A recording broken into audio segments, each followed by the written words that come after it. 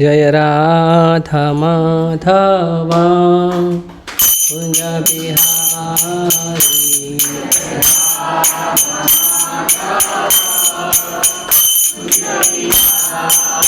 जय राधा माधवा कुंज बिहारी।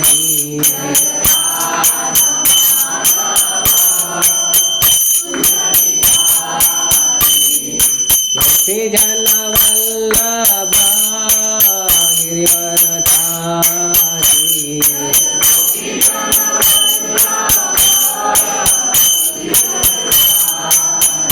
जय गोपी जन वल्लभा गिरिवरधारी।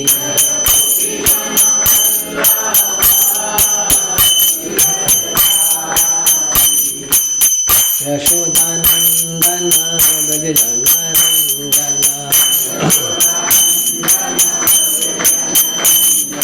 यशोदानंदन ब्रज जनरंजन।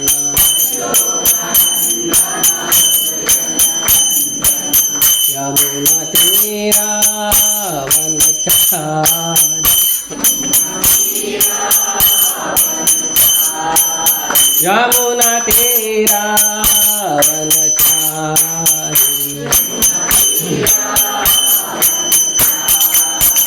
जय राधा माधवा कुंज बिहारी।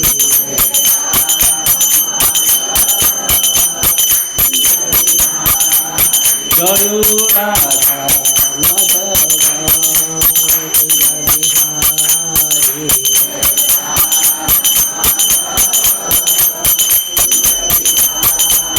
जय राधा माधव राधा माधव राधे।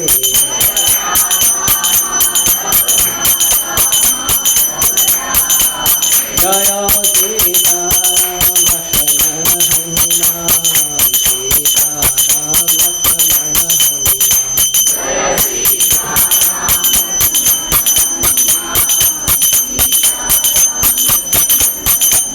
जय गौरनिताय गौरनिताय गौरनिताय जय गौरनिताय।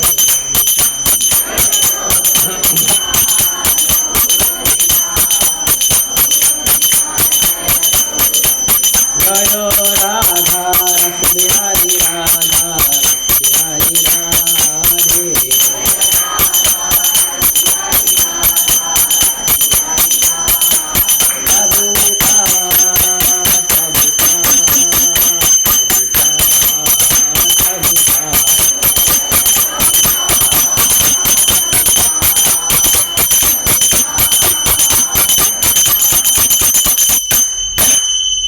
हरिनाम संकीर्तन की जय।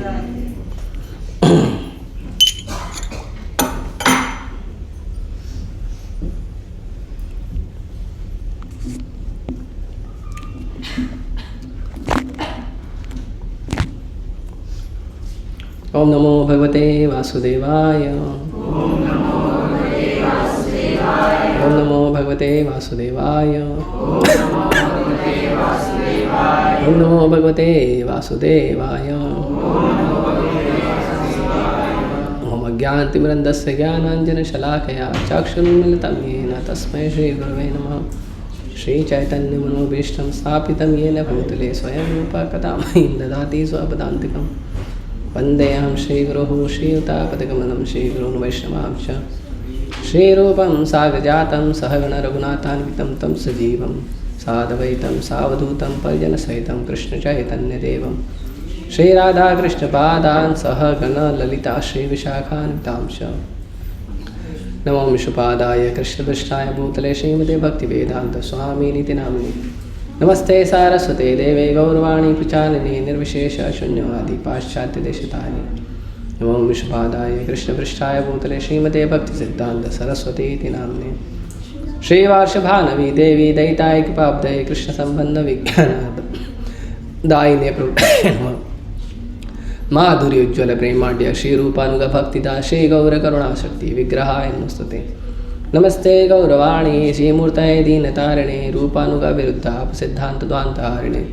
नमो गौरीकिशोराय साक्षात् वैराग्यमूर्तये विप्रलम्बरसाम्बुधे पादाम्बुजाय ते नमः।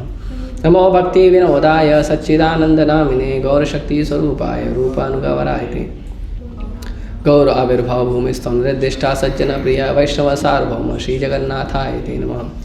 वाञ्छाकल्पतरुभ्यश्च कृपा सिन्धुभ्यैव च पतितानां पावनेभ्यो वैष्णवेभ्यो नमो नमः। नमो महावदन्याय कृष्णप्रेमप्रदाय ते कृष्णाय कृष्णचैतन्य नाम्ने गौतुषे नमः। पंचतत्त्वात्मकं कृष्णं भक्तरूपस्वरूपकं भक्तावतारं भक्ताख्यं नमामि भक्तशक्तिकम्। हे कृष्ण करुणा सिंधु दीनबंधु जगतपते गोपेश गोपिकाकांत राधाकांत नमस्ते। जयतां सुरतरो पंगो मम मंदमतिर्गति मत्सर्वस्वपादां भुजो राधामदनमोहनो दिव्यवृन्दारण्यकल्पद्रुमादः श्रीमद्रत्नागार सिंहासनस्थो श्रीमद्राधाशीलगोविन्ददेवो पृष्ठालिवि सेवमानुस्मरामि। श्रीमान् रासरसारम्भी वंशीवट्तटे स्थितः कर्षणवेणुसुनैर्गोपी गोपीनाथाय श्रीस्तु नः। तप्तकाञ्चन गौरांगी राधे वृंदावनेश्वरी वृषभानुसुते देवी प्रणमामि हरिप्रिये। जय श्री कृष्ण चैतन्य प्रभु नित्यानंद श्री अद्वैत गदाधर श्रीवासादि गौरभक्तवृंद। हरे कृष्ण कृष्ण कृष्ण हरे हरे हरे राम राम राम। हरे कृष्ण। थोड़ा कैसेट खराब है, टेंशन मत लेना, होता है ना भी, मशीन है, यंत्र रूढ़ानी माया है ना, सही बात।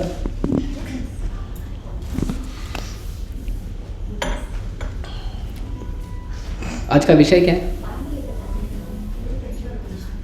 बिना देखे बोलना।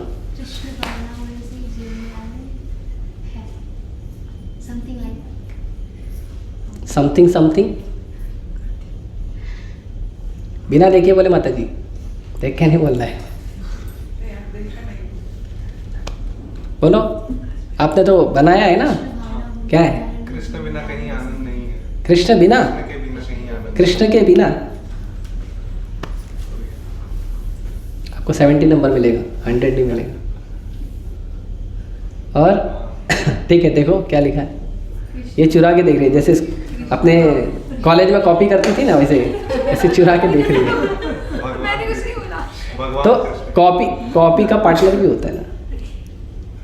अच्छा, कृष्ण और कृष्ण भगवान अलग है ना? कृष्ण भावना, हाँ, कृष्ण भावना, हाँ, कृष्ण भावना होने से ही जीवन में आनंद है।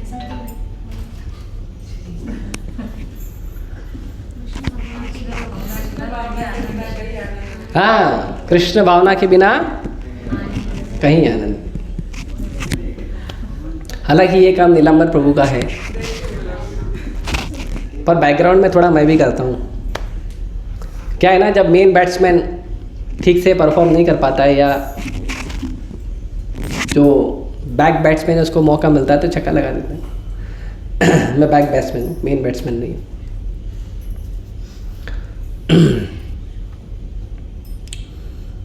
तो एक श्लोक है भगवद्गीता में, यथा तरोर्मूल भुजोपशाखा। तो इस श्लोक में तात्पर्य प्रभुपाद जी कहते हैं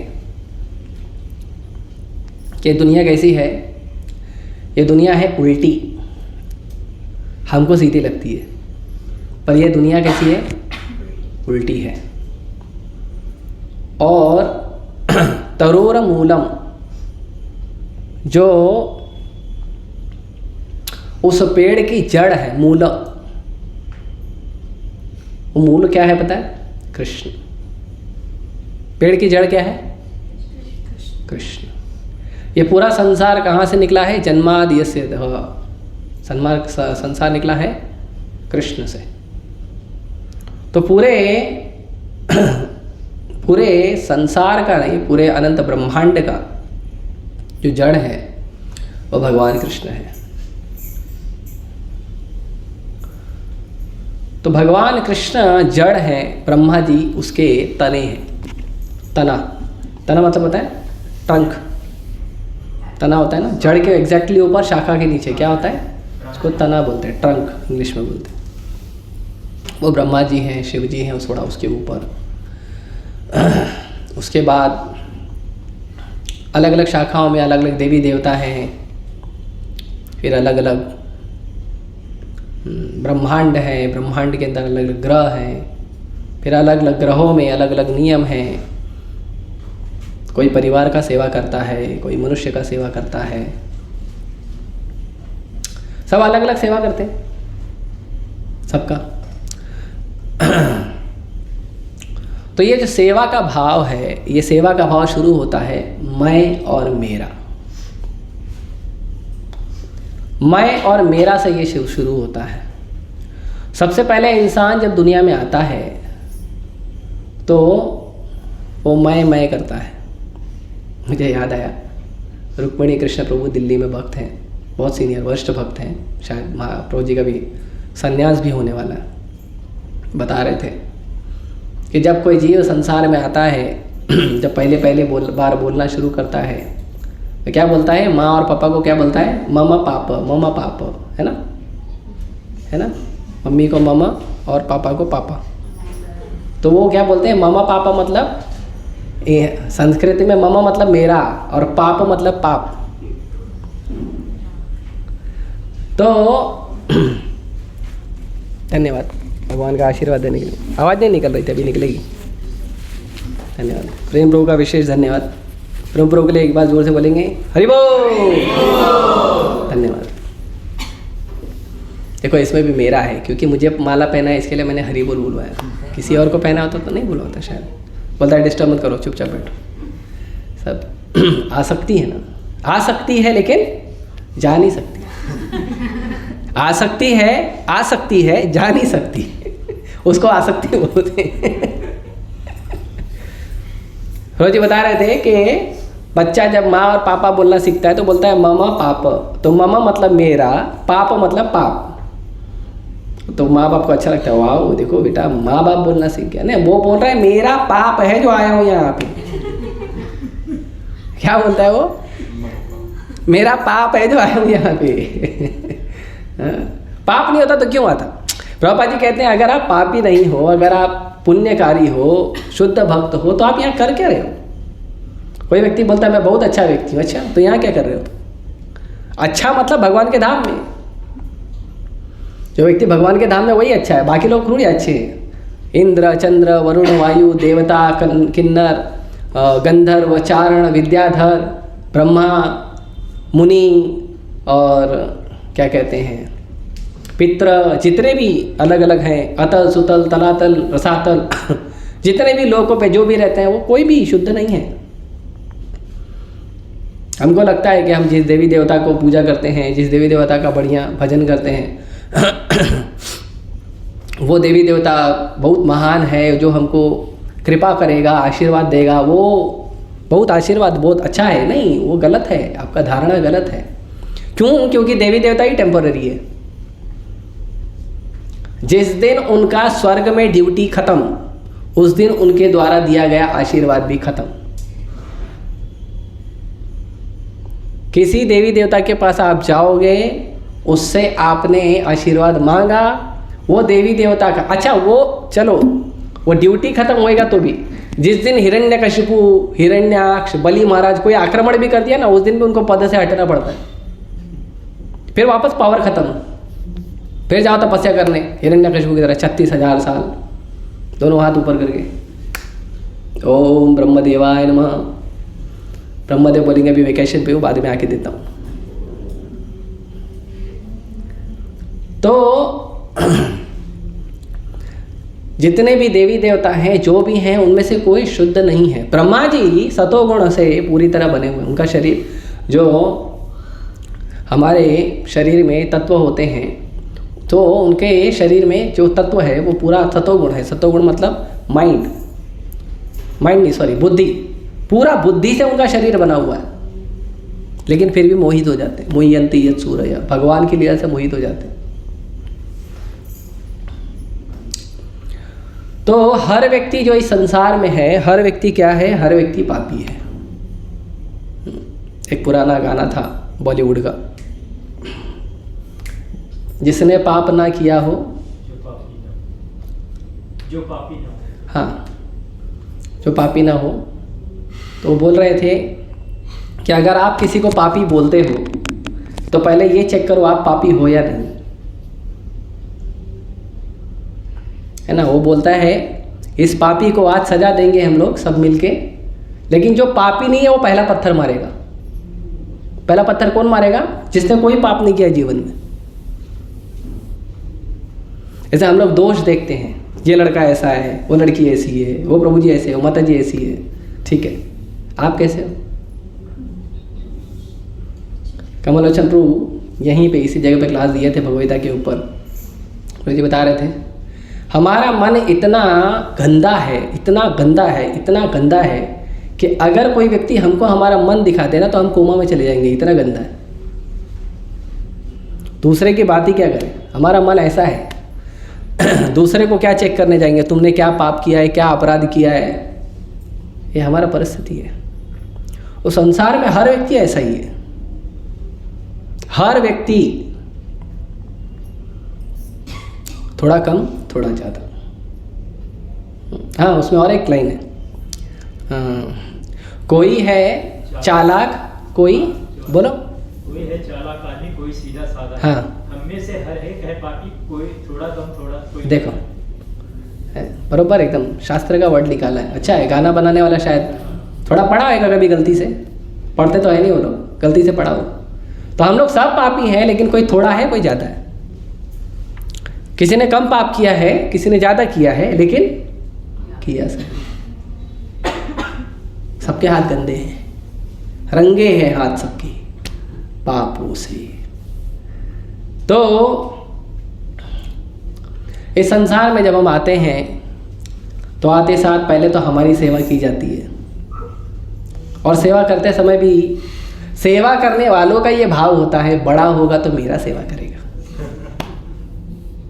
बुरा मत मानिएगा, आप माँ बाप को सब यहाँ बैठे हो, लेकिन हमको तो सच बोलना है, क्या करें, है ना। मेरा बेटा बड़ा होगा, डॉक्टर बनेगा, इंजीनियर बनेगा, अच्छा पैसा कमाएगा, मेरी जो इच्छा पूरी नहीं हुई ना ये करेगा। अरे बाबा तुम्हारी इच्छा है, उस पर क्यों जो बजट डाल रहे हो? इच्छा किसकी है? आपकी है ना, तो आप पूरा करो, नहीं किया तो इच्छा को छोड़ दो। नहीं, मैं इंजीनियर नहीं बन पाया, मेरा बेटा बनेगा। अरे तुम्हारा कुछ और स्वभाव है, उसका कुछ और स्वभाव है। मैं डॉक्टर नहीं बन पाया, मेरा बेटा बनेगा। अरे क्यों बनेगा बाबू?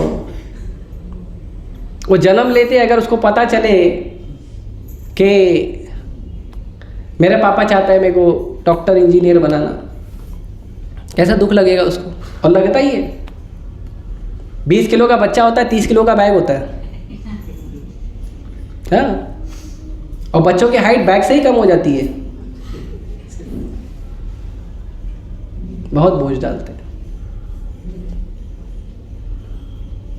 तो ये जो भाव है कि मैं मेरा संतान उत्पन्न हुआ है तो अभी तो मैं इसका बहुत अच्छा सेवा करूँगा। हालांकि संसार में सबसे जो निर्मल प्रेम होता है वो माँ का होता है, लेकिन उनमें भी भावना होती है। भले माँ का होता है, क्षमा कीजिए माता जी लोग, लेकिन माँ का भी भाव रहता है। बेटा बड़ा होगा, इच्छा पूरी करेगा, ये करेगा, वो करेगा, वो करेगा। माँ का, पिताजी का, सबका होता है।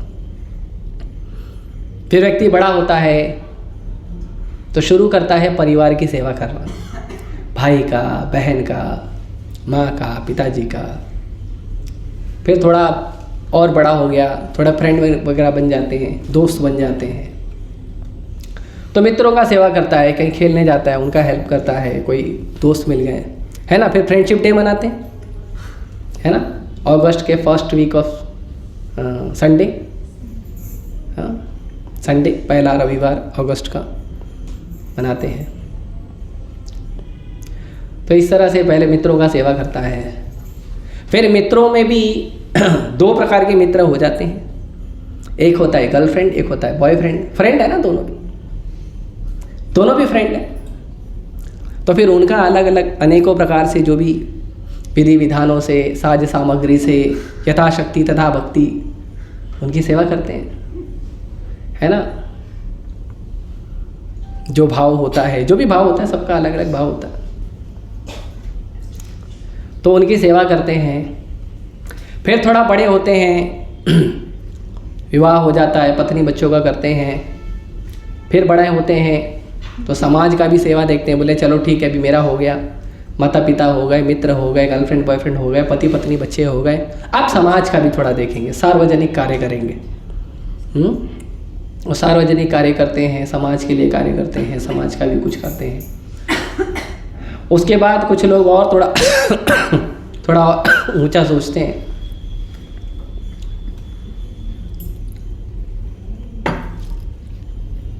कुछ लोग थोड़ा और ऊंचा सोचते हैं, वो राज्य के स्तर पे जाते हैं। कुछ और ऊंचा सोचते हैं जो राष्ट्र के स्तर पे जाते हैं। कुछ उससे भी ऊंचा सोचते हैं जो मानवता के स्तर पे जाते हैं। उसमें भी कुछ लोग धर्म की बात करते हैं, पंथ की बात करते हैं। तो ऐसा सेवा सबका सेवा करते हैं। सेवा का मूल कारण क्या होता है? क्या मिलेगा हमको? क्या मिलेगा सेवा करके? क्या मिलेगा? मेवा। क्या है मेवा? आनंद।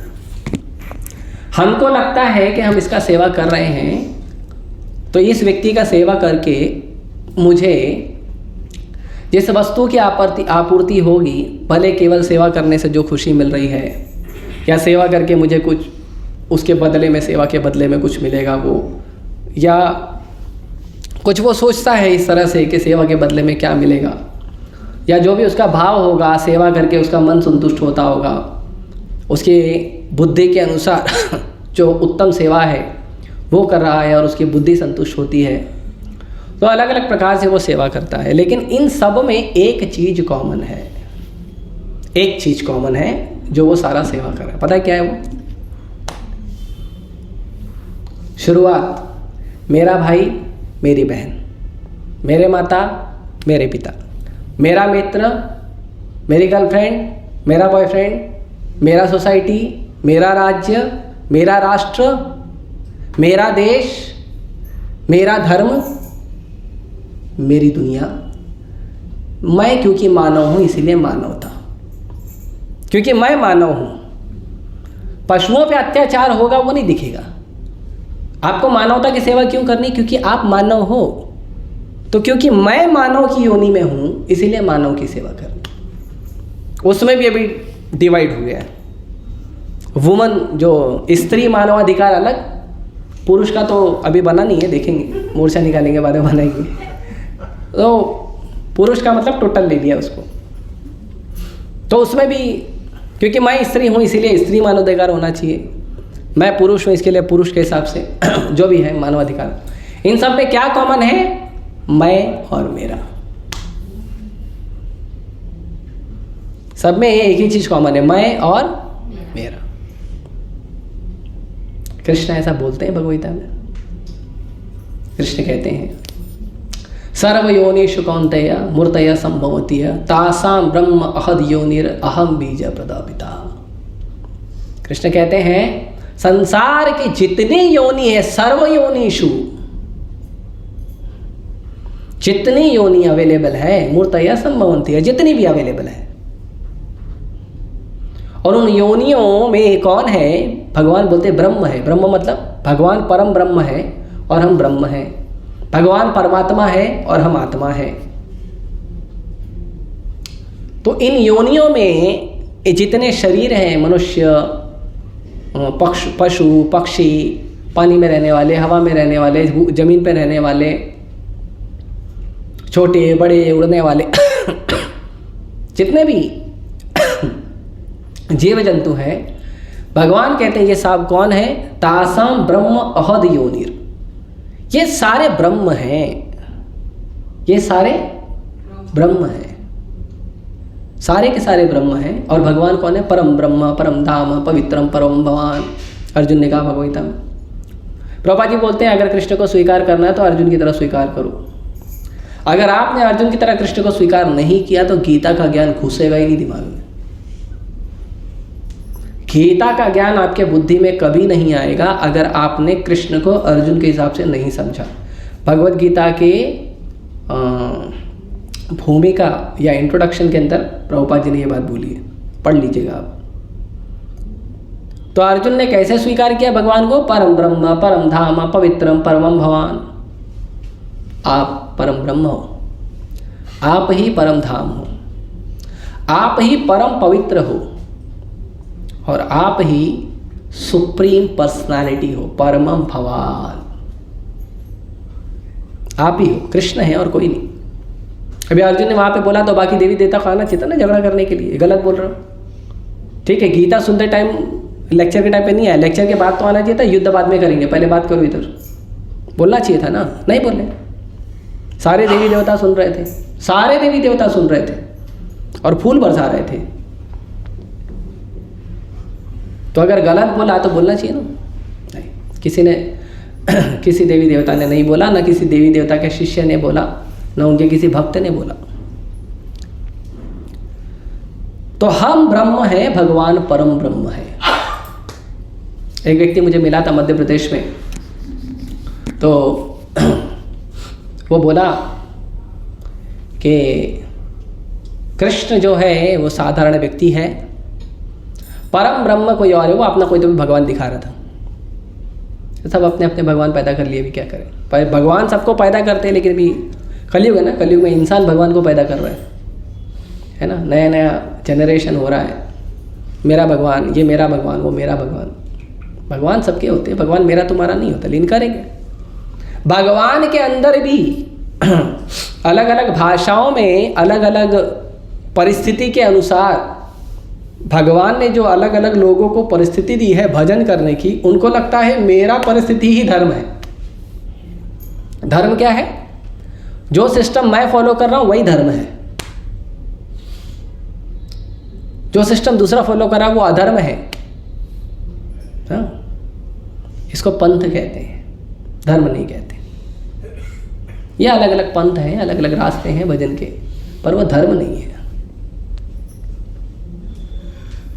तो वो व्यक्ति ने कहा कि मेरे अपने अलग भगवान है, वही परम ब्रह्म। मेरा ठीक है।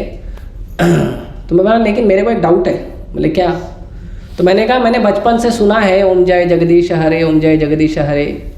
उसमें एक लाइन आती है, पार ब्रह्म परमेश्वर तुम सबके स्वामी।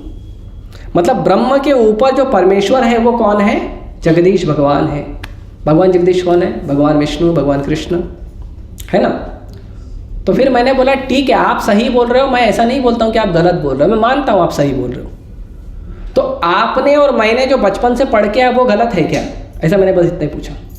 वो गुस्सा हो गया उतने में, तुम बहस करते हो, इधर आओ, तुम 2 घंटा बैठो मेरे साथ, तुमको सिखा दूँ। मतलब भाई टाइम नहीं है इतना मेरे पास, तुमको टाइम होगा, तुम्हारा तो दुकान है, मेरा तो दुकान नहीं है, मेरे को बहुत सारे काम। गुस्सा हो गया। साधु को जब भगवान के बारे में, भक्ति के बारे में प्रश्न पूछो और साधु गुस्सा हो जाए, अगर आपने नम्र तरीके से पूछा है, भगवान पे आरोप प्रत्यारोप करके प्रश्न पूछो तो गुस्सा होना चाहिए। भगवान को, भक्तों को आरोप प्रत्यारोप करके प्रश्न पूछोगे तो उत्तर गुस्सा से ही मिलना चाहिए। अगर आपके अंदर क्षमता है, प्रेम से उसको समझा सको तो ठीक है, गुस्सा आया तो गलत नहीं है।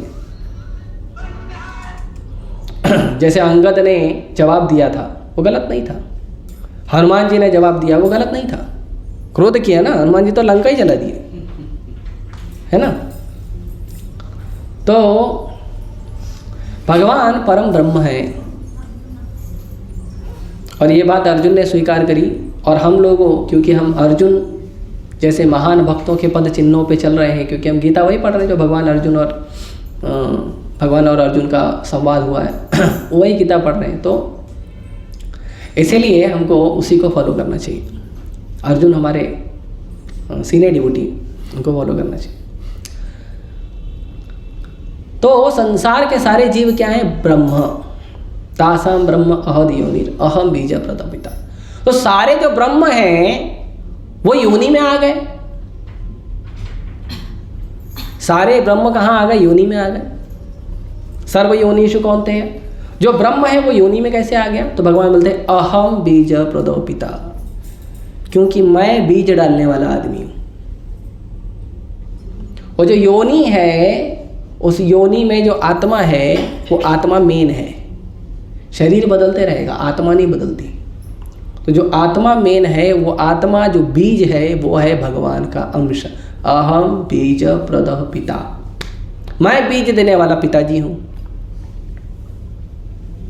तो जब भगवान कहते हैं सर्व योनिषु कौन्तेय, तो उस समय भगवान के भक्तों को भी यही स्वीकार करना चाहिए कि संसार के सारे जीव जो है वो कृष्ण के अंश हैं। अभी कैसा होता है, मेरे पार्टी का आदमी, मेरे एरिया का आदमी, मेरे पहचान का आदमी, जो व्यक्ति का सहमति मेरे विचारों से होता है वो मेरा है, और जिस व्यक्ति का सहमति मेरे विचारों से नहीं होता है वो मेरा नहीं है। जो व्यक्ति का सहमति जब तक मेरे विचारों से होता है, अभी मैं दूसरा लेवल बता रहा हूँ, पहला मेरे से सहमति होता तो मेरा है, अभी दूसरा क्या है, जो व्यक्ति का सहमति जब तक मेरे विचारों से है तब तक वो मेरा है। जिस दिन उसने मेरे विचारों के खिलाफ बोला उस दिन वो दुश्मन है वो। और कार्य ऐसे ही कर, दुश्मन और दोस्त। तो दुश्मन और दोस्त क्या कहाँ से बनते हैं लोग? विचारों से बन जाते हैं। मेरा विचार है, मेरा फैसिलिटी है, मेरा कंफर्ट जोन है, मेरे लिए जो आरामदायक परिस्थिति है उसके अनुसार वो मेरा मित्र है, और जो ये सब करके नहीं देता है वो मेरा शत्रु है। यहां तक मेरे भगवान की पूजा करता है तो मेरा आदमी है, दूसरा भगवान की पूजा करता है तो तुम गलत आदमी हो, गलत पूजा कर रहे हो, ब्रेन वॉश कर दिया तुम्हारा।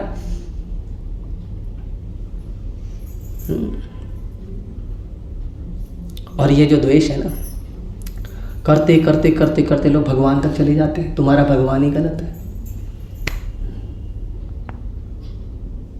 पहले अपराध किया भक्त के ऊपर, फिर अपराध करता भक्त के सीनियर पे, फिर अपराध करेगा आचार्यों पे, फिर अपराध जाएगा भगवान पे। कोई भी व्यक्ति का पतन ऐसे ही थोड़ी होता है। पतन शुरू होता है जब वो अपराध करता है भक्तों पे। अपराध भक्तों से ही शुरू होता है, फिर होते होते होते होते सीनियर, फिर और होते होते होते होते और सीनियर, और होते होते होते जो बहुत वरिष्ठ भक्त हैं, सीनियर मोस्ट हैं वहाँ पे, फिर आचार्य, फिर धीरे धीरे भगवान। और जब अपराध होता है भगवान पे तो पतंती यथा, उसका पतन हो जाता है। और भगवान इस बात को बहुत सीरियसली लेते हैं। इसीलिए भागवतम में वर्णन है कि अलग अलग लोग जो हैं अलग अलग विचार रखते हैं, शास्त्रों को पढ़ के अलग अलग बात करते हैं। और अलग अलग बात जो लोग शास्त्रों को पढ़ के करते हैं वो सब कौन होते हैं? मुनि होते हैं, मेंटल स्पेकुलेटर होते हैं, मुनि होते हैं। वो अपना अपना ज्ञान जो भी देते हैं, मेंटल स्पेकुलेटर। लेकिन आप किसकी किसकी बात सुनोगे? 10 आदमी ने भगवत गीता को पढ़ा, वो 10 लोग 10 प्रकार से गीता को बताएंगे, सही कौन सा है। ऐसे कई बार लोग पूछते हैं मुझे, हम लोग को इस्कॉन के भक्तों को पूछते हैं कि अगर हम केवल ट्रांसलेशन पढ़ेंगे तो नहीं चलेगा, तो हम मना करते नहीं चलेगा। भगवत गीता का सिर्फ ट्रांसलेशन पढ़ेंगे तो नहीं चलेगा, नहीं चलेगा।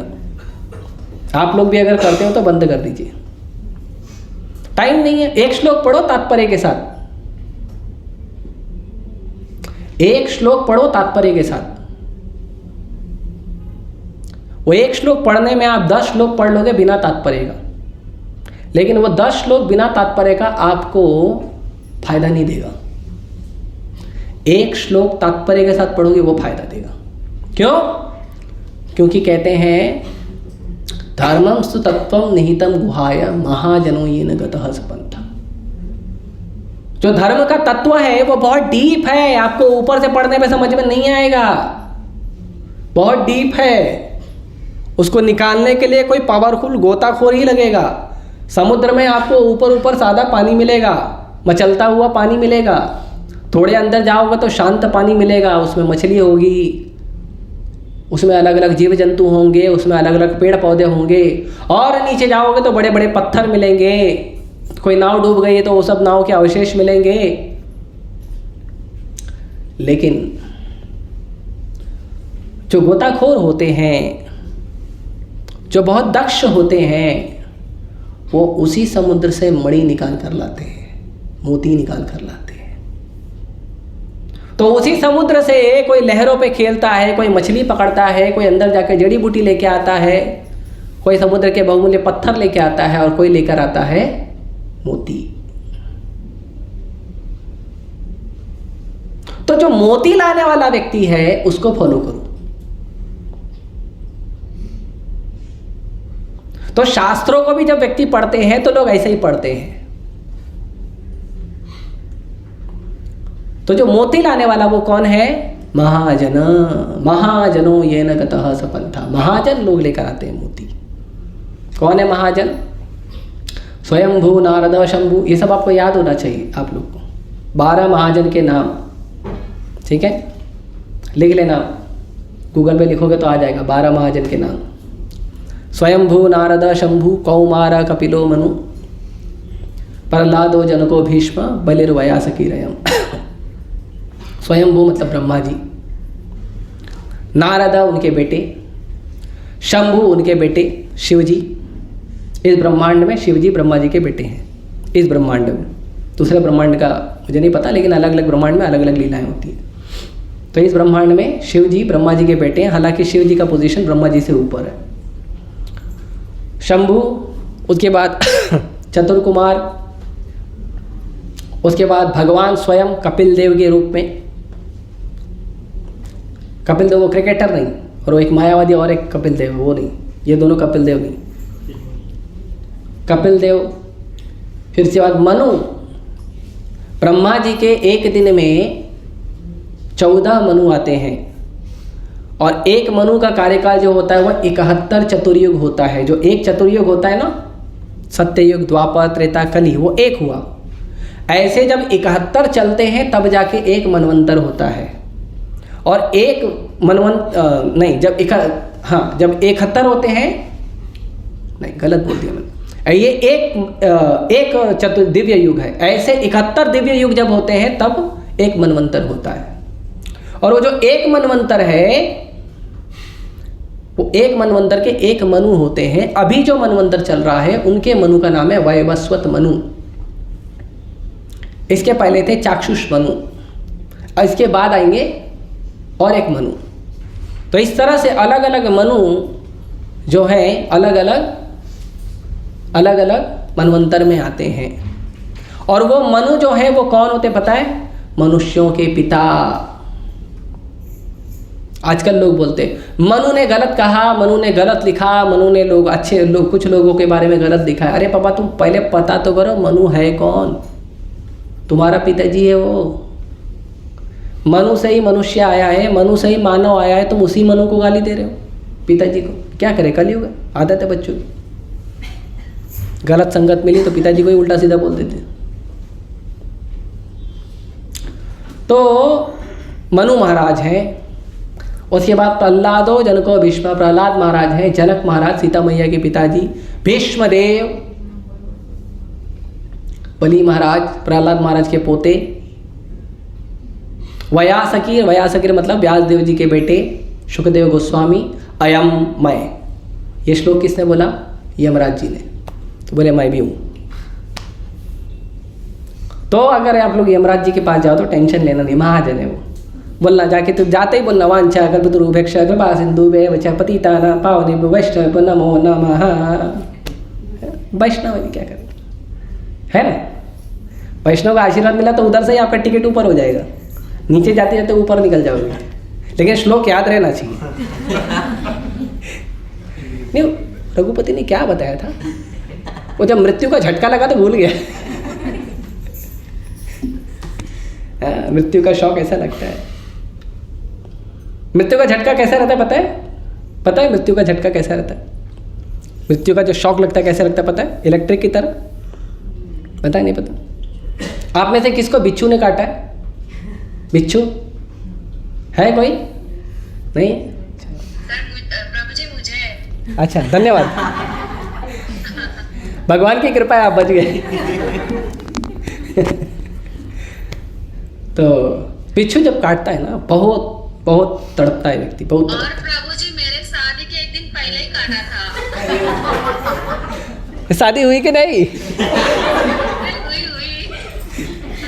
किसकी हुई? बिच्छू की? नहीं नहीं। आपका शादी हो गया ना फिर? जी जी। ठीक है, धन्यवाद। भगवान कृपा करे और आपके ऊपर। तो जब बिच्छू काटता है, तो एक बिच्छू काटता है तो व्यक्ति जो है ना बहुत एकदम असह्य हो जाता है, पूरा शरीर गर्म हो जाता है, तड़पने लगता है। मुझे काटा नहीं है, मुझे जिनको काटा गया उन्होंने बताया। पूरा शरीर गर्म हो जाता है, तड़पने लगता है, व्यक्ति को कुछ नहीं समझ में आता है, बुद्धि मन सब काम करना बंद कर देता है। उस समय जो व्यक्ति आसपास रहता है वो कुछ इलाज किया तो होता है। आप लोग गांव के लोग हैं, कुछ पता रहेगा आप लोग इस बारे में। बिच्छू काटता नहीं महाराज, डंक मारता है। हाँ, जो भी है, जो भी है। अब मेरा बुद्धि इतना नहीं है, तो क्षमा कीजिए। तो बिच्छू का जो डंक लगता है, ऐसा जो दर्द है एक बिच्छू काटने का, ऐसे 40,000 बिच्छू एक साथ काटे इतना दर्द होता है, एक साथ डंक मारे इतना दर्द होता है मृत्यु के समय। 40,000 स्कॉर्पियंस एक साथ डंक मार रहे हैं, उतना दर्द होता है। और ये दर्द जो कृष्ण भक्ति नहीं करता उसको मिलता है कंपलसरी। कृष्ण भक्तों को भी मिलता है, लेकिन उनको एहसास नहीं होता है।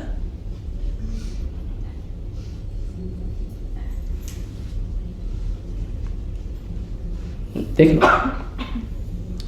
और जब जन्म लेते हैं तो भी बहुत बड़ा शौक लगता है। जब माँ के गर्भ से बाहर आते हैं तो भी बहुत पीड़ा होती है। केवल माँ को नहीं होती, जितनी पीड़ा माँ को होती है उतनी ही बच्चे को होती है, उतनी ही होती है। इसके लिए कई बार बच्चा जन्म लेते ही वो बेहोश हो जाता है। तो इसीलिए वो जो नर्स होती है वो चिमटी काटती है। अरे नए नए बच्चे को चिमटी क्यों काटा? वो चिमटी काटती है कि बेहोश है, चेक करती है। वो नहीं रोया तो चिमटी काटती है। हाँ, तो देख लो, किसी को यमराज जी के पास जाने के पहले थोड़ा एक्सपीरियंस लेना तो बात कर सकते हैं, कोई दिक्कत नहीं। तो यहाँ पे संसार में लोग जो सेवा कर रहे हैं एक दूसरे का, वो क्या है? मैं और मेरा से ही सेवा कर रहे हैं। और ये जो मैं और मेरा का सेवा है, ये मैं और मेरा का सेवा कृष्ण के भक्त नहीं करते।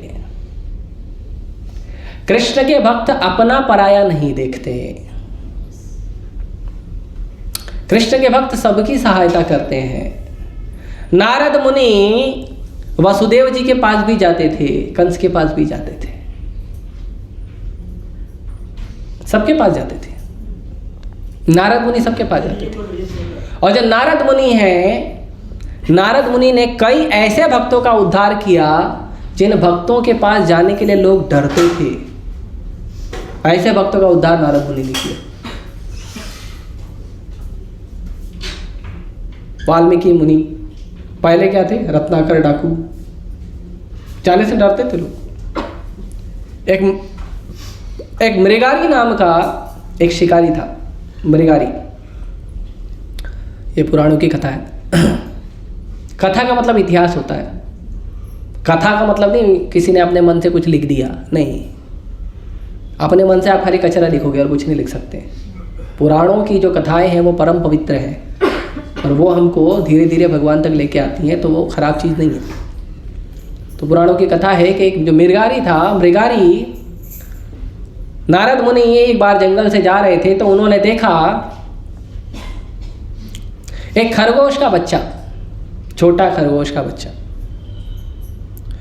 उसके शरीर में बाण लगा है और वो तड़प रहा है, आधा मरा है, उसका एक पैर टूटा है, उसके शरीर में बाण लगा है और वो तड़प रहा है। थोड़ा आगे गए तो उन्होंने देखा एक हिरन का बच्चा है, उसका भी एक पैर टूटा है और उसके शरीर में बाण लगा है, वो तड़प रहा है। फिर आगे गए, फिर उनको और एक पशु मिला, फिर आगे गए, फिर और एक पशु मिला। वो देख रहे थे कि जितने भी पशु हैं इनका एक पैर टूटा है और उनके शरीर में बाण लगा है और वो तड़प रहे हैं। नारद मुनि को अच्छा नहीं लगा। वो गए और जोर से उन्होंने आवाज लगाया, कौन है ये और किसने पशुओं की ऐसी हालत की है? जब नारद मुनि ने आवाज लगाया तो वहां पे एक पशु खड़ा था जो भाग गया। तो पेड़ के पीछे से एक शिकारी बाहर आया और नारद मुनि को डांटने लगा, क्यों किया आपने ऐसा, मेरा शिकार भाग गया। और नारद मुनि बोले ठीक है तुम्हारा शिकार भाग गया, शिकारी हो वापस पकड़ लेना, क्या दिक्कत है, पहले ये बताओ ये हालत किसने किया। बोले मैंने की, मैंने किया। क्यों किया, मारना है तो पूरा मारो, तड़पा तड़पा के क्यों मारते हो, पूरा मार दो, पूरा मारोगे तो दर्द कम होगा ना जीव को, तड़पाते क्यों हो उसको। भिखारी बोला जब ये लोग तड़प तड़प के मरते हैं ना तो मुझे ज्यादा आनंद आता है। क्या बोला, ज्यादा आनंद। कब आता है, जब वो लोग तड़प तड़प के प्राण छोड़ते हैं तो ज्यादा आनंद आता है। नारद मुनि बोले ऐसा आप अगर किसी जीव को तड़पाओगे तो उसको ज्यादा कष्ट होता है, और वो जीव को जब ज्यादा कष्ट होता है तो वो सारा कष्ट तुमको भोगना पड़ेगा, सारा कष्ट जो थोड़ा ज्यादा आप दे रहे हो सब भोगना पड़ेगा। बोले क्या बात कर रहे हो, ये हमारा फैमिली बिजनेस है, पिताजी ने सिखाया है, ऐसे कैसे बात कर रहे हो आप, है ना। आप किसी को कुछ बोलो है हमारे परंपरा से चले आ रहे, आप ये क्यों कह रहे हैं, परंपरा से चले आ रहे, परंपरा कहाँ से चली, पप्पा से, दादा से। ज़्यादा से ज़्यादा भगवान की भक्ति छोड़ने की जितनी भी परंपरा है ना 2 या 3 जनरेशन से ज़्यादा नहीं है, पुरानी। मुगलों के पहले सब लोग भगवान का भजन करते थे, कम से कम भारत में। ज़्यादा पुरानी परंपरा नहीं, लेकिन नहीं हमारे दादाजी किए, पिताजी किए, ये किए, वो किए, हमने बचपन से यही देखा है, बस यही। उसने भी यही बोला। नारद मुनि रुको, अभी मैं तुमको फ्यूचर दिखाता हूँ, वेलकम टू फ्यूचर। नारद मुनि ने सीसीटीवी ओपन किया, उनके पास हमेशा रहता है, इमीडिएटली चालू कर लेते हैं। सिद्धि है ना, भक्तों के पास सिद्धियाँ होती है, भक्तों के पास सारी सिद्धियाँ होती है ना। जैसे हनुमान जी के बारे में क्या बोलते हैं, अष्ट सिद्धि नौ निधि के दाता, तो सारा सिद्धि उनके पास है। हनुमान जी कभी यूज नहीं किए बिना राम की सेवा के। ऐसे नहीं कोई आया तो उसको कभी बड़ा होके, कभी छोटा होके, कभी नाटा होके, कभी उड़ के दिखा रहे हैं, ऐसा नहीं किया हनुमान जी ने। देखो मालूम है मेरे को ये पावर है, रुक दिखाता हूँ, कभी हनुमान जी ने ऐसा नहीं किया। ये आजकल के जादूगर 54 98 जमा करने के लिए 2-4 रुपए कमाने के लिए दिखाते रहते हैं, पानी पे चल के दिखाएंगे, अग्नि पे चल के दिखाएंगे, और भी क्या बहुत सारे हैं ड्रामेबाज लोग, तो अलग अलग वो है करते। तो ऐसे भगवान के भक्त नहीं होते, भगवान के भक्तों के पास सारी सिद्धियाँ होती है, पर वो केवल इमरजेंसी में भगवान की सेवा के लिए उपयोग करते हैं। उनकी सबसे बड़ी सिद्धि है भगवान को प्रणाम करना। हे कृष्ण करुणा सिंधु दीनबंधु जगतपते गोपेश गोपिका कांत राधा कांत नमस्ते, थोड़ा देखो बस काम हो गया। एक ये सबसे पावरफुल सिद्धि है उनकी, प्रणाम करो भगवान को। कुछ नहीं आता तो हरे कृष्णा कृष्णा कृष्णा हरे हरे, हरे राम राम राम भगवान को दोनों हाथ उठा के बोल दो, भगवान कृपा करो। नारद ने तुरंत सीसीटीवी कैमरा स्टार्ट किया, उसको बोला आओ देखो आपका भविष्य, है ना। वो कोई तो ये मूवी थी ना, उसमें फ्यूचर दिखाता था, है ना, वो बेकार मूवी है, उसमें थोड़ी कुछ असली बताया, सब मेंटल स्पेकुलेशन। असली तो नारद मुनि सीसीटीवी हर जगह लेके घूमते, किसी को दिखाना है तुरंत चालू करते। तो उन्होंने सीसीटीवी चालू किया, उन्होंने देखा कि जितने पशुओं को तुम मार रहे हो सब आकाश में वेट कर रहे हैं तुम्हारा, तुम जाओ और तुम्हारा वो यही हश्र करेंगे जो तुमने उनका किया। चाहिए? नहीं मेरे को नहीं चाहिए, मैं क्यों करूं? नारद मुनि बोले ऐसा थोड़ी होता है, तुमने किया तो तुमको रिटर्न तो भरना पड़ेगा, जो किया भोगना पड़ेगा। बोला नहीं मेरे को नहीं करना है, कुछ उपाय बताइए। तो बोले उपाय तो बड़ा कठोर है, करोगे तो बोलो। हाँ करेंगे। तो नारद मुनि ने बोला ये धनुष तोड़ दो। शिकारी का जीविका क्या है? धनुष बाण। नारद मुनि बोले तोड़ दो। बोले अरे ये मेरे दादा परदादा से चले आ रहे हैं कि धनुष, उसी को रिपेयरिंग कर करके यूज करता हूँ, बहुत पावरफुल है। नारद मुनि बोले सॉल्यूशन चाहिए या धनुष चाहिए? बोले सॉल्यूशन चाहिए। ठीक है तोड़ दो। इतनी श्रद्धा थी नारद मुनि के चरणों में, धनुष तोड़ दिया, फेंक दिया। अब क्या करूं? फिर इमीडिएटली नारद मुनि ने अपना बैग खोला, उसमें से चोला माला निकाला, उसको दे दिया। उसको बोले एक तुलसी का पौधा लो, अपने घर के बाहर तुलसी का पौधा रखो, तुम, तुम्हारी पत्नी, तुम्हारे बच्चे सब लोग तुलसी के किनारे बैठो और जप करो, हरे कृष्णा कृष्णा कृष्णा हरे हरे, हरे राम राम राम हरे हरे। बोले ठीक है, आप बोल रहे हो ये ना करो, भजन करो, इसका क्या?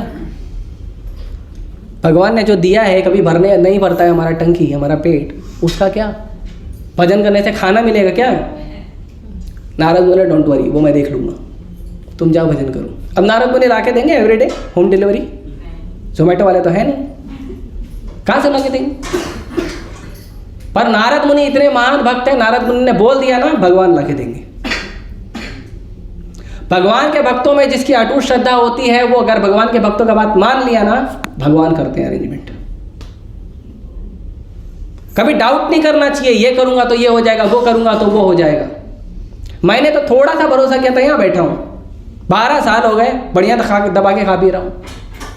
हाँ, बढ़िया कपड़ा, बढ़िया खाना, हर चीज़ एकदम आनंदमय, और इतने सारे लोगों के सामने बैठ के कथा कर रहा हूँ, लेक्चर दे रहा हूँ, बहुत सारे लोग आते हैं, सम्मान करते हैं।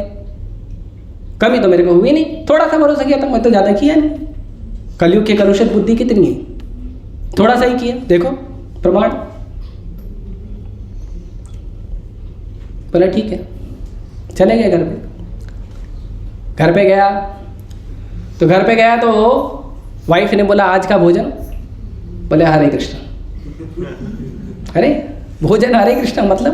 बोले माला लो जप करो यही भोजन है। बोले अरे मिलेगा कि नहीं कुछ? बोले गुरुजी मिले थे, गुरुजी ने बोला हरे कृष्ण जप करो, भोजन आ जाएगा। मैं ठीक है, मैं खा लूँगी, मैं भूखा रह लूँगी, तुम रह लोगे, बच्चे का क्या? बोले गुरुजी ने बोला ना, टेंशन लेने का नहीं, बैठ के जप करो, तुलसी महारानी को रखो, जप करो। नारद मुनि जैसे ही जंगल के बाहर निकले, उन्होंने पास के गांव में जाके बोल दिया कि वो जो खूंखार मृगारी था वो साधु बन गया है, अब वो हरे कृष्ण मंत्र जप करता है। सारे गांव वाले खुश हो गए। अब नारद मुनि ने बोला तो गलत तो बात बोलेगा नहीं, ऐसे तो कोई चीटा रह के बोला नहीं।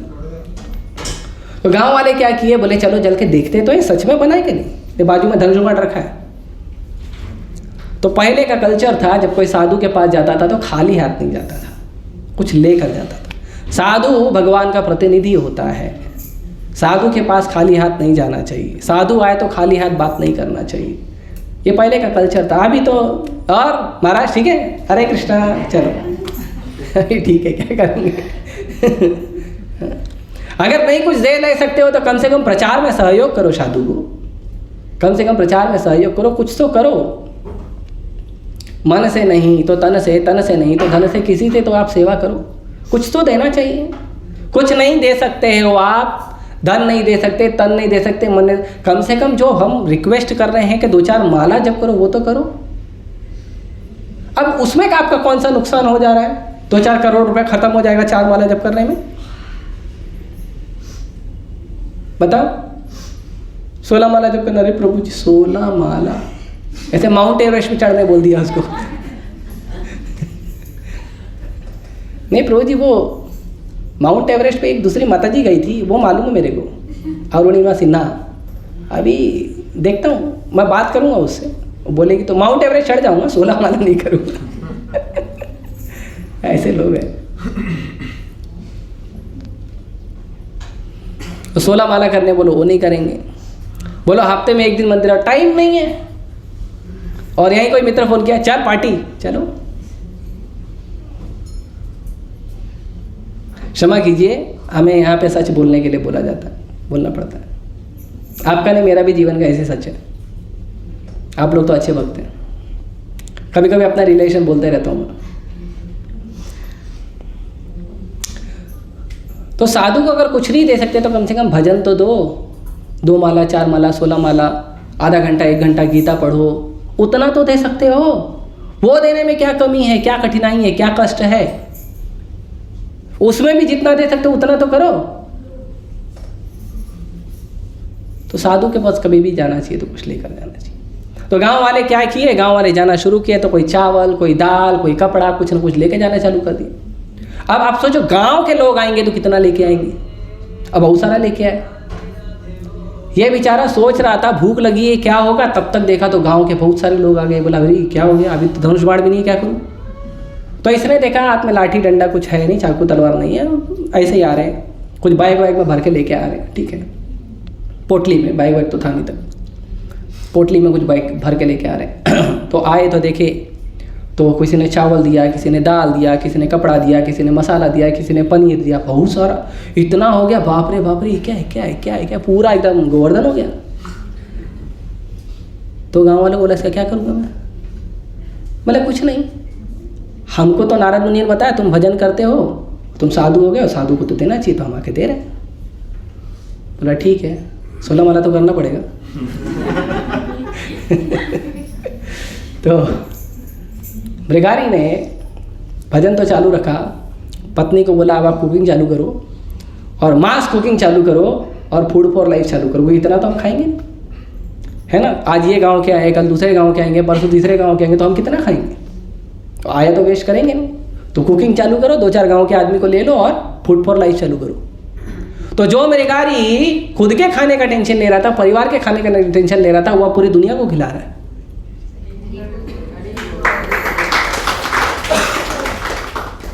कुछ दिन के बाद नारद मुनि आए। नारद मुनि अपने एक फ्रेंड को लिए साथ में, बोला चलो यार तुमको अपने एक शिष्य से मिलाता हूँ।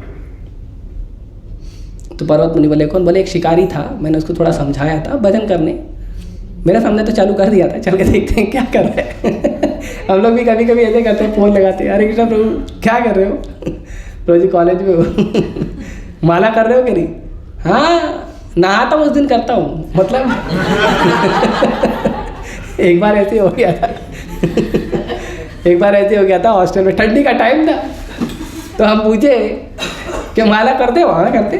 कब करते हो, जब नहाता हूँ तब करता हूँ। नहाते कब, 3-4 दिन में एक बार नहा लेता हूँ। ठंडी का टाइम था ठंडी का टाइम है ना, उधर ज़्यादा ठंडी होता है, 3-4 डिग्री ठंडी होता है, वो स्प्रे मार के ही काम चला लेते हैं।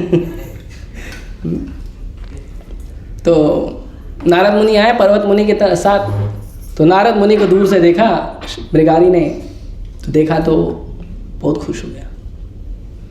और नारद मुनि, मृगारी चाहता था दौड़ के जाए अपने गुरु के पास, लेकिन उसने देखा कि ज़मीन पर चींटियां घूम रही हैं। तो वो चींटियों को बचाने के लिए क्या किया, वो जंप मार के जा रहा था, और गुरु के पास जब गया तो कपड़े से चींटियों को हटाया और लंबा दंडवत प्रणाम किया। तो पर्वत मुनि बोले ये क्या, कैसा शिष्य है तुम्हारा, जंप करके आता, कोई गुरु के पास जंप करके आता है। तो नारद मुनि बोले उसी से पूछ लो। तो उनको पूछे क्यों आप ऐसा किए, तो उन्होंने कहा वो ज़मीन पे चींटियाँ थी ना, मेरे पैर रखने से मर जाती थी, इसके लिए मैंने चींटियों को लांग के आया हूँ और कुछ चींटियों को साइड करके प्रणाम किया। तो जो मृगारी जानवरों को मारता था, मारता ही नहीं था, आधा मारता था, उनको उनके जो दुख है, दर्द है, उस दुख दर्द को तड़पते हुए देखकर जिसको आनंद आता था, वो मृगारी एक चींटी को मारने से पीछे हट रहा था कि चींटी मर ना जाए। ये है कृष्ण भक्ति, ये कृष्ण भक्ति है। भगवान की भक्ति इतनी सुंदर है। आप लोग थोड़ा आगे बैठो ना, ऐसा खसकता नहीं है, वो गेम में होता है ना वैसा नहीं होएगा। उनको लगा ऐसा गेम में होता है ना, एक आदमी बैठा तो बाकी अपने आप खसक जाते हैं, ऐसा नहीं होता। वो देखा था मैंने, ट्रेन में चलता हूँ ना तो देखता हूँ कभी कभी कुछ लोग गेम खेलते दिखता है उसमें, मैं नहीं खेलता। आप लोग बोलेंगे प्रभु जी आप बोलते हैं हम नहीं, मैं नहीं करता, मैंने सब आप ही करते होंगे। इधर आके हमको बुद्धू बनाते हो। टीवी भी आप ही देखते हो, रील भी आप ही चलाते हो, गेम भी आप ही खेलते हो। नहीं सच में मैं नहीं करता हूँ। दया भाई अद्वैत प्रभु साथ पे रहता है, उनको पूछ लेना आएंगे तो। प्रेम भी रहता है बहुत सारा समय, उसको पूछ देखा है नहीं ना, मेरे को क्या बन, मैं आता हूँ तो बंद कर देते होगे।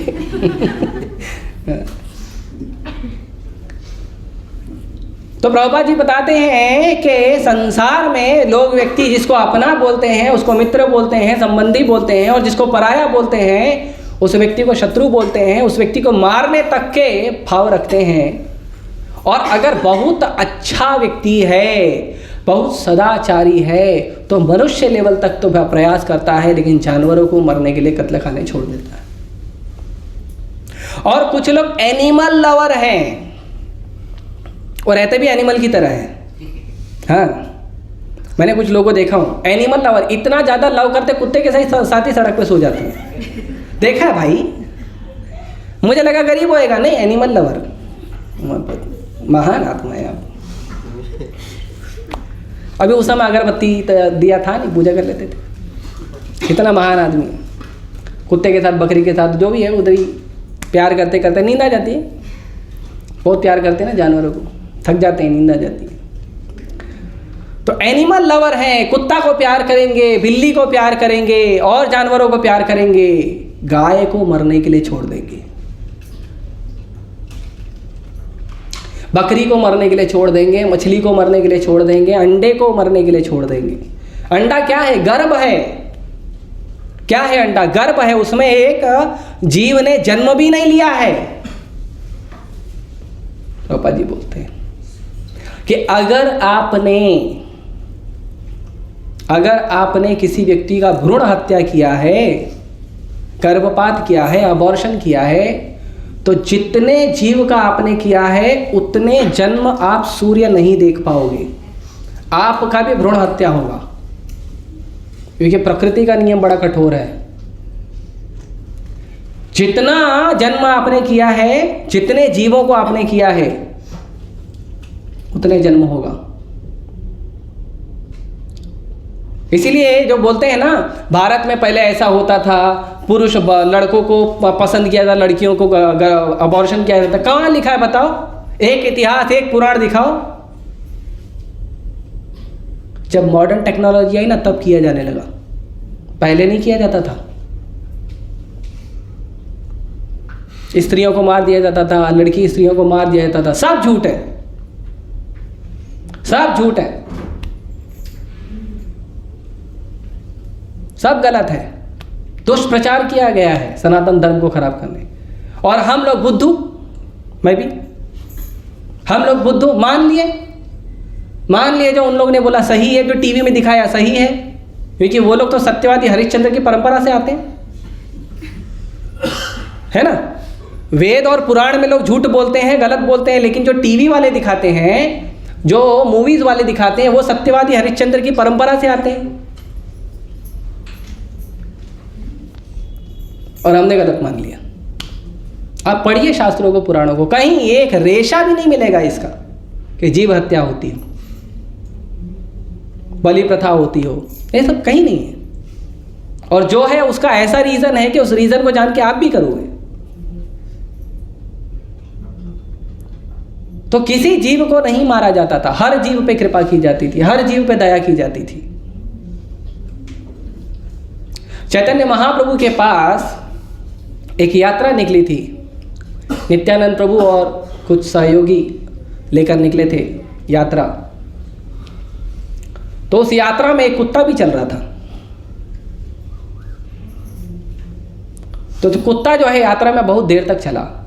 तो कोई कुत्ता साथ में चल रहा है तो लोग देखते हैं ना, जीव हमारे साथ चल रहा है, बहुत देर तक साथ में ही है, खाने पीने के लिए नहीं चल रहा था, ऐसे ही चल रहा था।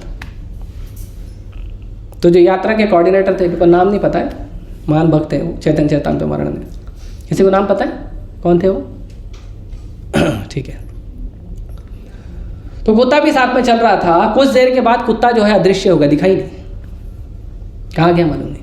बहुत ढूंढे, सारे वैष्णव ढूंढने लगे, कुत्ता कहाँ गया, परेशान हो गए। कुत्ता साथ में चल रहा था, कहाँ गया, कुछ हो तो नहीं गया उसको, कुछ परेशानी तो नहीं हो गई, सब ढूंढने लगे, परेशान। जब वो लोग पुरी पहुंचे, जगन्नाथपुरी, तो चैतन्य महाप्रभु वहाँ पे थे। तो सब गए चैतन्य महाप्रभु का दर्शन करने। तो जब सब वहाँ पे पहुंचे तो देखे कुत्ता पहले से पहुंचा हुआ है वहाँ पे, कुत्ता वहाँ पे पहले से पहुंचा हुआ है, और चैतन्य महाप्रभु उसको नारियल का गरी ऐसा उछाल रहे हैं और कुत्ता लपक के खा रहा है। और वो कुत्ता हरे कृष्णा कृष्णा कृष्णा हरे हरे, हरे राम राम राम हरे, कुत्ता भगवान का नाम जप कर रहा था, हरि नाम ले रहा था। और सबके सामने वैकुंठ विमान आया, कुत्ता वैकुंठ विमान में चढ़ा और भगवत धाम चले गए।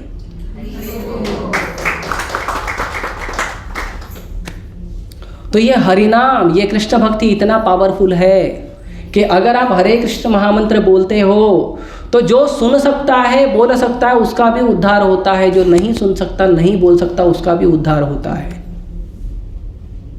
जो छोटे छोटे जीव है, चींटी है, कुत्ता है, बिल्ली है, गाय है, उनका भी उद्धार होता है, पेड़ पौधों का उद्धार होता है हरे कृष्ण महामंत्र जप करने से। क्योंकि बोल नहीं सकते, सुन तो सकते हैं ना, वो सबका उद्धार होता है। तो जो परोपकार का कार्य हम करते हैं, कभी परिवार के लिए, कभी रिश्तेदार के लिए, कभी मित्र के लिए, कभी बंधु के लिए, कभी समाज के लिए, कभी देश के लिए, ये परोपकार का जो सबसे उत्तम कार्य है वो है आप खुद कृष्ण भक्ति करो, दूसरों को कृष्ण भक्ति सिखाओ। इससे अच्छा परोपकार आप कभी नहीं कर सकते, कभी नहीं कर सकते आप। इससे अच्छा परोपकार का कार्य नहीं कर सकते, आप में क्षमता नहीं है इससे अच्छा करने की। हरे कृष्ण महामंत्र जप करो, भगवत गीता पढ़ो, लोगों को भगवत गीता का प्रचार करो, इससे अच्छा कार्य आप नहीं कर सकते। कोई कितना भी अच्छा व्यक्ति हो, कोई कितना भी महान व्यक्ति हो, कोई बड़ा डॉक्टर हो, लॉयर हो, इंजीनियर हो, कुछ भी हो, कोई बहुत बड़ा समाज सेवक हो, ज़्यादा से ज़्यादा क्या करेगा? 2-4 इंसान का हेल्प करेगा, 2-4 पशु का हेल्प करेगा, बस। भक्ति सिद्धांत महाराज बोलते हैं यदि कोई व्यक्ति, कोई कृष्ण भक्त ब्रह्मांड के किसी एक कोने में बैठ के भी जप करता है हरे कृष्णा कृष्णा कृष्णा हरे हरे, हरे राम राम राम हरे हरे, तो वो पूरे ब्रह्मांड को पवित्र करता है। पूरे ब्रह्मांड को, पृथ्वी को नहीं, 14 भुवन को पवित्र करता है वो। इससे बड़ा परोपकार क्या करोगे? किसी को खाना दे दोगे, किसी को कंबल दे दोगे, किसी को कुछ दे दोगे, किसी को लैपटॉप बांटोगे, किसी को घड़ी बांटोगे, किसी को मोबाइल बांटोगे, बस यही है। किसी को आवास बांटोगे, किसी को और कुछ बांटोगे, प्रधानमंत्री जी बांटते हैं, है ना। किसी को घर देते हैं, किसी को टॉयलेट देते हैं, किसी को सिलेंडर देते हैं सबको। पर इससे बड़ा परोपकार नहीं है। इसके लिए राजा को धार्मिक होना चाहिए, उसको उसकी इच्छा होनी चाहिए कि पूरी प्रजा को कृष्ण भक्त बनाए। प्रजा कृष्ण भक्त हो गई तो अपने आप पूरे देश में शांति हो जाएगी। क्यों? क्योंकि कोई लुटेरा चोर रहेगा ही नहीं। सब कृष्ण भक्त हो गए तो लुटेरा चोर का जरूरत ही नहीं है, ताला का जरूरत ही नहीं है। तो ये परोपकार का कार्य है। तो ये कैसे पूरा होगा? तो अगर आपको किसी पेड़ में पानी डालना है तो आप कहाँ डालोगे? पत्ती में, फल में, शाखा में या तने में? जड़ में। क्यों? जड़ तो दिखती भी नहीं। जड़ दिखती है पेड़ की, तना दिखता है ना, तने के ऊपर दिखता है, जड़ थोड़ी दिखती। जड़ तो अंदर है, जड़ तो अंदर है ना। और जड़ देखने के लिए खो दे तो पेड़ गया। तो भी पानी कहाँ दोगे? जो दिखता नहीं उधर पानी डालोगे। आपको आपके शरीर को एनर्जी देनी है। मान लो आपको डॉक्टर ने बोला विटामिन ए की गोली लेने के लिए, तो विटामिन ए तो आँख के पोषण के लिए होता है। ऐसा सुना है मैंने, मैं कॉमर्स वाला, इतना मालूम नहीं है ना। आँख के लिए होता है ना विटामिन ए। इन लोगों को मालूम, भूल गए हो, कोई बात नहीं। किसी को मालूम है? हाँ, किसके लिए होता है विटामिन ए? हाँ ठीक है, डॉक्टर साहब बैठे हैं, ठीक है। तो विटामिन ए आँख के लिए होता है। तो आप गोली कहाँ डालोगे? आँख में? कहाँ डालोगे? मुंह में। क्यों? तो गलत बात है। दर्द आँख में हो रहा है, कमजोरी आँख में है, और गोली तो मुंह में डालोगे। कान में दर्द हो रहा है तो गोली कहाँ डालते हो? हाँ, मुंह में। आप लोग विज्ञान के खिलाफ बात करो, पता? अच्छा, हाथ में दर्द हो रहा है तो गोली कहाँ डालते हो? हाँ, ऐसा हाथ पे रख के मसल देना चाहिए, हो जाएगा। और पैर में दर्द हुआ है तो गोली कहाँ खाते हो? गोली रखो, पैर रख के चले जाओ, हो गया। कहाँ डालते हो? सब गोली कहाँ जाती है? मुंह में क्यों डालते हो? दर्द आंख में हो रहा है, कान में हो रहा है, हाथ में हो रहा है, पैर में हो रहा है, और वो गोली कहाँ जाएगी? वो जाएगी आंख में नहीं, पेट में जाएगी। गोली तो पेट में जाएगी ना। आप जब मुंह में डालोगे तो उसका सिस्टम की तरह पेट का है ना,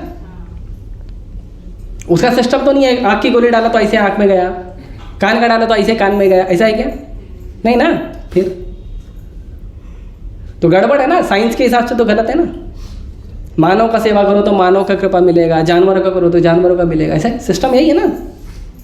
फिर हो जाता है पेट में। सिस्टम क्या है? पेट से सबको मिलता है। आप जो भी खाना खाते हो, आपको नहीं पता आपके खाने में vitamin A, B, C, D जो भी है ना, जेड तक जितने भी विटामिन है, उसमें कौन सा विटामिन आपके खाने में आपको नहीं मालूम। आप जस्ट खाते हो, पेट में जाता है, पेट अपने आप डिस्ट्रीब्यूट करता है, ए किसको देना है, बी किसको देना है, सी। हालांकि पेट ने कभी ABCD पढ़ा नहीं, फिर भी उसको मालूम है। भगवान ने बनाया ना। वैसे ही जब जड़ में पानी डालोगे तो तने में जाएगा, शाखा में जाएगा, पत्ती में जाएगा, फल में जाएगा। तो जो कृष्ण को सेवा करता है, कृष्ण से ही सब प्रकट हुए हैं। मैंने क्या बोला था शुरुआत में? पेड़ का जो जड़ है वो कौन है? कृष्ण है। तो पेड़ की जड़ कृष्ण है, शरीर का पेट कृष्ण है। आप कृष्ण का सेवा करोगे, मनुष्यों का भी सेवा हो जाएगा, घर बार वालों का भी सेवा हो जाएगा, मित्रों का भी सेवा हो जाएगा, रिश्तेदारों का भी सेवा, सबका सेवा हो जाएगा उसी में। अलग से करने की जरूरत नहीं है। देवर्षि भूतात नृणाम पितॄणाम नायम किंकर न च ऋणी च राजन सर्वात्मनायम शरणम शरण्यम कतो मुकुंदम परुहृत्य कर्तुम। चाहे देव हो, ऋषि हो, भूत हो, आप्त हो, देवता मतलब देव मतलब देवता, ऋषि है मतलब जितने भी ऋषि हैं जिन्होंने हमें ज्ञान दिया है शास्त्रों का, भूत मतलब जितने भी जीव जंतु हैं संसार में, आप्त मतलब जो हमारे रिश्तेदार लोग हैं, नृणाम मतलब राजा, पितृणाम मतलब ये पितृपक्ष चल रहे हैं ना, तो हमारे पितृ लोग, हमारे पिताजी, दादाजी, नाना जी, काका जी, उसके ऊपर जो भी है अभी होंगे तो ये सारे नृणाम पितृणाम नायम किंकर नाचरणी च राजन। ना मैं उनका अभी किंकर हूँ, ना मैं उनका अभी दास हूँ, ना च ऋणी, ना मैं उनका ऋणी हूँ। बोलते ना, अरे तुम शादी नहीं करोगे तो तुम्हारे पर 3 ऋण चढ़ता है, पितृ ऋण चढ़ता है, देव ऋण चढ़ता है और ऋषि ऋण चढ़ता है। जब शादी करोगे तो ऋण उतर जाता है। ऐसे कैसे उतर जाता है? नरक जाता है वो। हाँ, भक्ति नहीं करेगा तो किधर जाएगा? पहले अकेला पाप करता था, अभी दोनों मिलके करेंगे फुल स्पीड में। और उसके बाद चुन्नू मुन्नू भी आ जाते हैं, मामा पापा मामा पापा।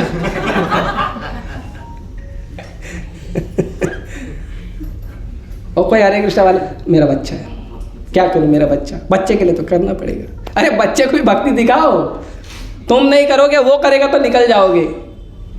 नायम किंकर न च ऋणी च राजन। ना मैं किसी का दास हूं और ना मैं किसी का ऋणी हूं। क्यों? सर्वात्मनायम शरणम शरण्यम। मैंने जो सबकी आत्मा है, कृष्ण जो है आत्मा की भी आत्मा कृष्ण है, जो सबकी आत्मा है, सबके स्वामी है कृष्ण, जो सबको शरण देते हैं और जिसकी शरण लेनी चाहिए। शरणम शरण्यम, मैं उसकी शरण लेता हूँ। किसकी लेता हूँ? जिसकी शरण्यम, जिसकी शरण लेनी चाहिए। ये संसार ऐसा नहीं है, ये संसार में हम जिसकी भी शरण लेते हैं वो शरण देने लायक नहीं है। संसार का एक भी व्यक्ति शरण देने लायक नहीं है। क्यों? क्योंकि खुद ही किसी की शरण नहीं लिया। जो व्यक्ति खुद किसी की शरण लेगा वो दूसरे को शरण देगा ना। जो शरण का अर्थ समझता वो शरण देगा ना। जो आपको मुक्ति देगा वो शरण देगा ना। संसार में कौन मुक्त है? कौन आपका भला चाहता है? हर भले के पीछे एक कारण रहता है। इसलिए मैं आपका भला चाहता हूं, इसलिए मैं आपका भला चाहता हूं। कोई भी व्यक्ति हो, केवल कृष्ण और कृष्ण के भक्त ऐसे नहीं है, बाकी सब लोग ऐसे ही मिलेंगे। सर्वात्मनायम शरणम शरणम गतो मुकुंदम। कहाँ जा रहे हो? कौन है शरण देने वाला? गतो मुकुंद, भगवान मुकुंद के पास जा रहा हूं, जो मुक्ति भी देते हैं और आनंद भी देते हैं, इसीलिए उनका नाम है मुकुंद। कृष्ण का नाम मुकुंद है क्योंकि मुक्ति भी देते हैं, आनंद भी, दोनों एक साथ देते हैं।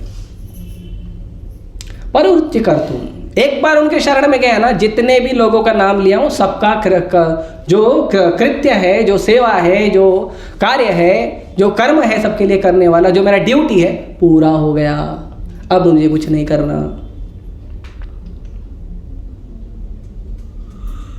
तो हम जो आनंद प्राप्त कर रहे हैं अलग अलग जगह, कभी घर का, कभी मित्र का, कभी बंधु का, कभी रिश्तेदारों का, कभी इसका, कभी उसका, कभी देश का, कभी पशु का, कुछ नहीं तो कुत्ता पाल लेते हैं, कोई नहीं है हमारे साथ, कोई नहीं है, कुत्ता का सेवा करेंगे। है ना? देखो, जिन्होंने नहीं देखा सुबह आ जाना जू बीच पे, देख लेना, आगे मालिक चलता है, पीछे नौकर चलता है। हाँ, ऐसा देखोगे ना, आगे मालिक चलेगा, हाथ में पट्टा पकड़ के पीछे नौकर चलता है। मालिक आगे ही चलता है ना, मालिक थोड़ी पीछे थे, मालिक कभी पीछे चलता है, मालिक आगे ही चलता है। नौकर को बोलना था मालिक उधर मत जाओ, गलत जगह है।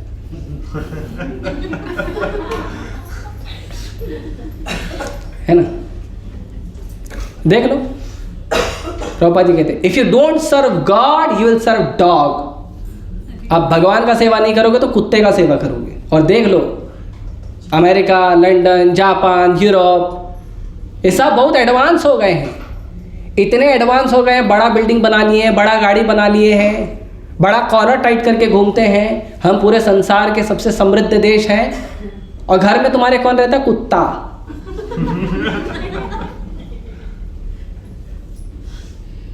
घर में पत्नी है नहीं, वो कितनी हुई मालूम नहीं, पत्नी को जो पति है वो भी कितना हुआ मालूम नहीं। बच्चे वो तो या तो हम निकाल दे या तो वो हमको निकाल दे। रिश्तेदार वो तो जब मतलब होता बना लेते, मतलब गया तो रिश्तेदार अलग। जिंदगी पैसों पे चल रही है हमारी, क्योंकि समृद्ध देश है ना, एडवांस कंट्री है ना, इतने एडवांस हैं, इतने सेल्फ सफिशिएंट हैं, इतने ज़्यादा आत्मनिर्भर हैं कि पत्नी और पति का जरूरत नहीं है, माँ और बाप का जरूरत नहीं है, बच्चों का जरूरत नहीं है, रिश्तेदारों का जरूरत नहीं है, पैसे का जरूरत है। तो इंसानों से परेशान हो गए तो रखेंगे किसको? कुत्ता को। कुत्ता से प्यार करेंगे, कुत्ता के साथ खाएंगे, उठेंगे, बैठेंगे, सोएंगे, पूरा जीवन कुत्ता का चेतना, अगले जन्म में कुत्ता फिर बनेगा। यम वापि स्मरण भाव तजते अंते कलेवरम। जो आपका स्मरण होगा मृत्यु के समय, आप अगले जन्म में वही बनोगे। आप लोग चेक कर लो, आपका जो चिंतन है वो कहाँ ज़्यादा होता है, वही बनोगे अगले जन्म में। आप में से जिस व्यक्ति का जो भी चिंतन हो रहा है सबसे ज़्यादा, वही बनेंगे हम। इसीलिए अलार्म की घंटी है, कृष्ण स्मरण शुरू कर दो, हरे कृष्ण मंत्र शुरू कर दो, नहीं तो जो आप सोच रहे हो ना वही मिलेगा।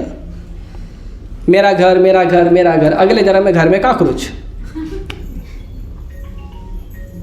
मेरा कंपनी उधर कॉकरोच। एक छोटा बताता हूँ। एक बार एक मुंबई का बिजनेसमैन था, उसके बच्चे लोग उसको लेके गए हरिद्वार। क्यों लेके गया? क्योंकि वो मरने जैसा हो गया था, अभी मरेगा कि कभी मरेगा ऐसा हालत हो गया। उसको लेके गए हरिद्वार। तो हरिद्वार लेके गए और हरिद्वार में उसको बोले कि अभी यहाँ शरीर छूटेगा तो आपको भगवान का धाम मिलेगा। हरिद्वार में जो शिव जी का जगह है वहाँ पे शरीर छोड़ने से, एसी बंद करो, वहाँ पे शरीर छोड़ने से भगवान का धाम मिलता है। तो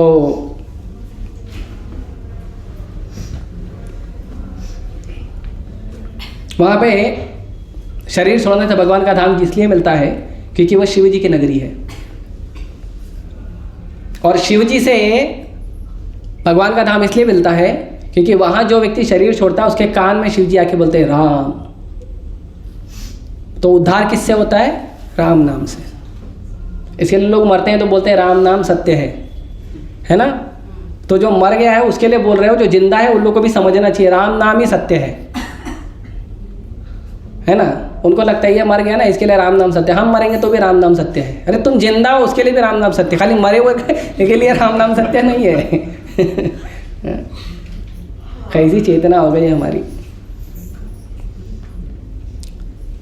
तो जब वो मर गया तो वो क्या किया बेटा, उसका शरीर छूट गया, उसको रोज उसके बच्चे लोग उसको बोलते थे बोलो राम, बोलो हरि, बोलो कृष्णा, बोलो मुकुंद, बोलो वासुदेव, बोलो शिवा, बोलते थे बच्चे लोग, सिखाते थे कुछ बोलो। और जब वहाँ पे गया हरिद्वार में तो उसका सेहत अच्छा हो गया। अरे शुद्ध पानी शुद्ध हवा, बढ़िया हो गया सेहत उसका, मर ही नहीं रहा। फिर चलो किसी दिन शरीर छोड़ दिया। तो जब वो मर गया तो उसके श्राद्ध में पंडित लोगों को वो कोको कोला बांट रहा था। कोको कोला ड्रिंक है ना, वो बांट रहा था सबको, सब साधु को एक एक कोको कोला।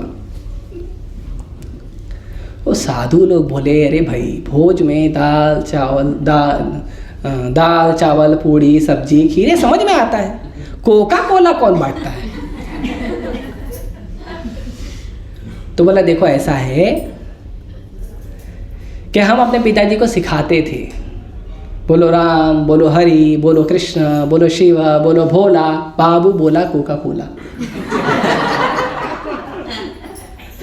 तो मरते समय कोका कोला बोला, इसीलिए हम लोग क्या कर रहे हैं, हम लोग उनकी आखिरी इच्छा पूरी करें, कोका कोला बांटना है। तो बताइए, अरे उनको विष्णु का प्रसाद दो, कोको कोला मत दो, फिर आएगा कोको कोला कंपनी में किधर घूमते हुए।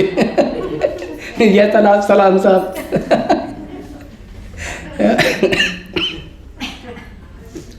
तो ये परिस्थिति है जीव की। जिंदगी भर भजन नहीं करेगा, बोलेगा अंत में भजन कर लूंगा। अच्छा जितने बूढ़े लोग कर रहे हैं क्या भजन? जिन्होंने जिंदगी भर भजन नहीं किया, जवानी में नहीं किया, कर रहे हैं क्या बुढ़ापे में भजन? कितने माला जप करते पूछो? 16 मंत्र भी नहीं करते, 16 माला भूल जाओ। और आप बोलोगे ना तो अलग अलग बातें बताएंगे।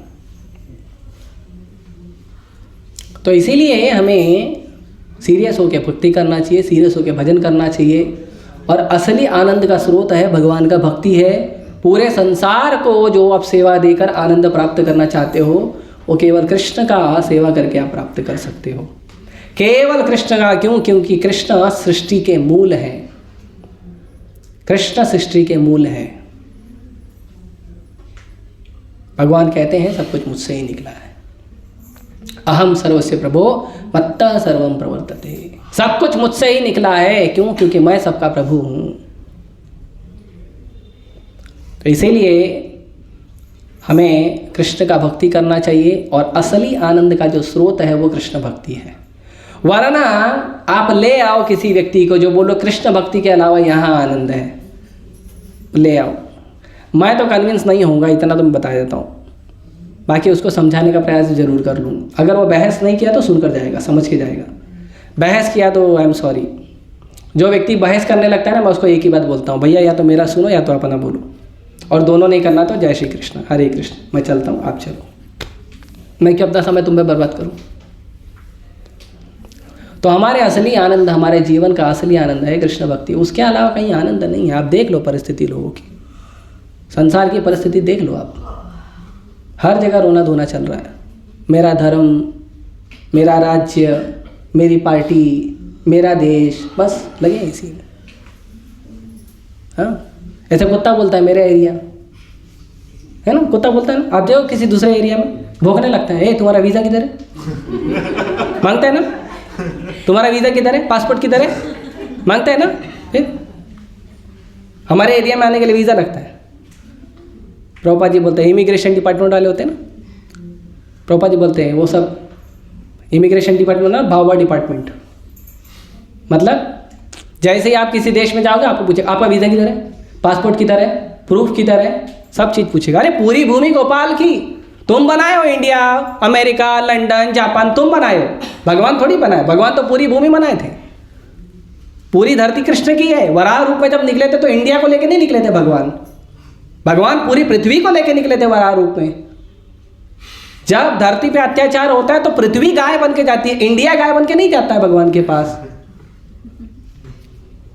पढ़ लो शास्त्र उठा के।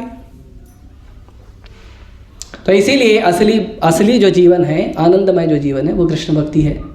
उसको फॉलो करिए और आगे बढ़िए। ठीक है, बहुत बहुत धन्यवाद। हरे कृष्णा कृष्णा कृष्णा हरे हरे राम। ठीक है, किसी का कोई प्रश्न है, एक या दो प्रश्न तो लेके समाप्त करते हैं। हाँ बोलो प्रेम। नहीं पहला प्रभु जी मूड में प्रश्न पूछूंगा तो मिलेगा है। नहीं उत्तर देंगे, अच्छे से देंगे। हाँ माता, कोको कोला अच्छा लगा, लेकिन कोको कोला पीना नहीं अच्छा नहीं है।